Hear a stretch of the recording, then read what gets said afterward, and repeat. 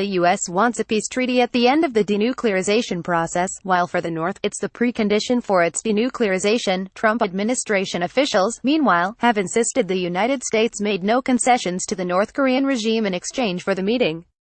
But the White House also left open the possibility that the talks, which South Korean officials have said would happen by the end of May, might ultimately not occur, particularly if the North Koreans conduct nuclear or missile tests in coming weeks. There's the possibility, White House Principal Deputy Press Secretary Raj Shah said of the prospects of the talks falling through.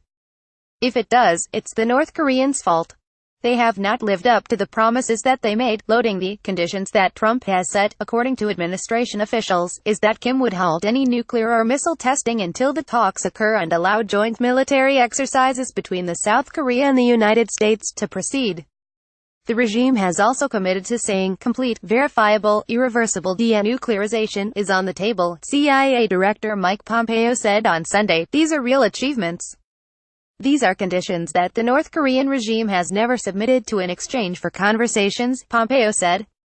"Never before have we had the North Korean in a position where their economy was at such risk and where their leadership was under such pressure that they would begin conversations on the terms that Kim Jong-un has conceded to." He said the administration had given Kim nothing in exchange for Trump agreeing to meet with him, and added, "While these negotiations are going on, there will be no concessions."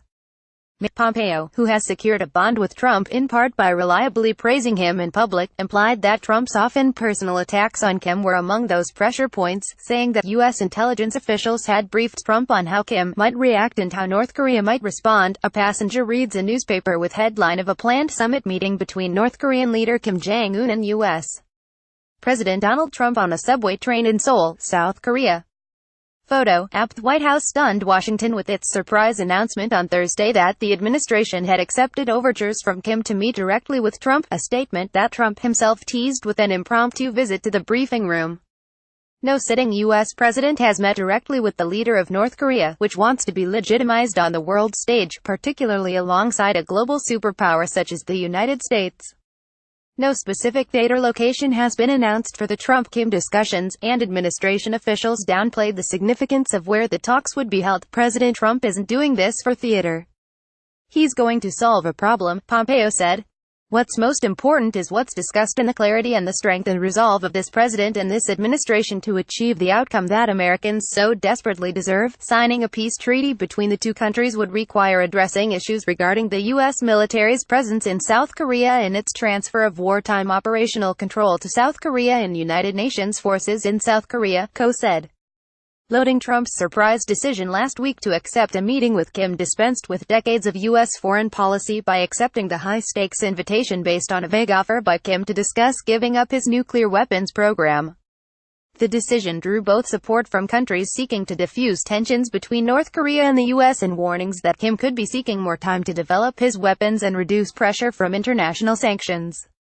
The meeting, tentatively scheduled for May, will require a flurry of diplomacy as participants try to agree what will be discussed and where it will happen.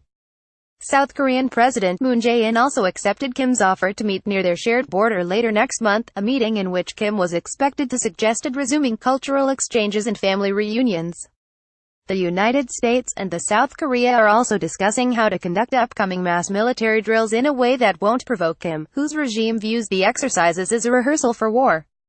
The Allies had agreed to delay the drills until after the Winter Paralympics end later this month. The U.S. was unlikely to deploy an aircraft carrier, which is considered a strategic asset, during the drills, the Yonhap news agency reported on Monday.